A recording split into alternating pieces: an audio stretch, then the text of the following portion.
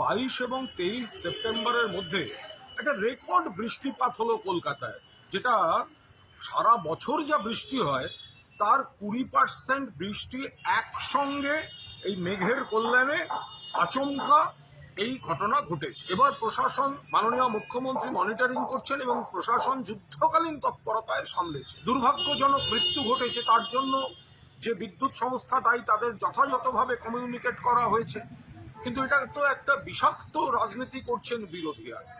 যখন অন্য রাজ্যে হয়, যখন সামান্য বৃষ্টিতে মুম্বাই ভাসে, দিল্লি অচল থাকে, সুরাট অচল থাকে, আহমেদাবাদ অচল থাকে, তখন আমাদের রাজ্য হয় pray for Surat, pray for Ahmedabad. আর যখন মেঘ ভাঙা বৃষ্টি কলকাতায়, রেকর্ড বৃষ্টি, প্রাকৃতিক বিপর্যয়, তখন এরা রাজনীতি করতে নেমেছেন। তাদের নিজেদের রাজ্যের কথাগুলো খেয়াল থাকে না, তখন হচ্ছে প্রে ফর অমুক।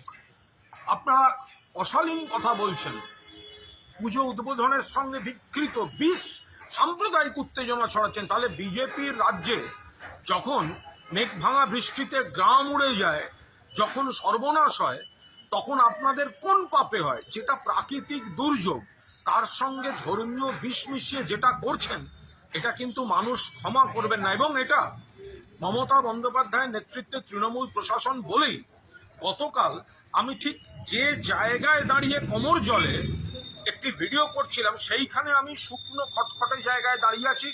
এই ভয়ঙ্কর রেকর্ড বৃষ্টিপাতের পরেও এই প্রশাসন, পুলিশ, জরুরি অবস্থার যে কর্মীরা থাকেন, এমার্জেন্সি পরিষেবা, জরুরি পরিষেবার, তাদের কৃতিত্বে, মমতা বন্দ্যোপাধ্যায়ের প্ল্যানিংয়ে এই এত বৃষ্টির পরেও শহরটা থেকে জল নেমে গিয়ে স্বাভাবিক ছন্দে ফিরছে।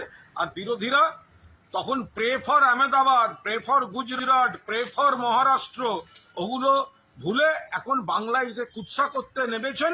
মা দুর্গার আশীর্বাদে মুখে ঝামা ঘষে দেয়া হবে, মানুষ মুখে ঝামা ঘষে দেবে।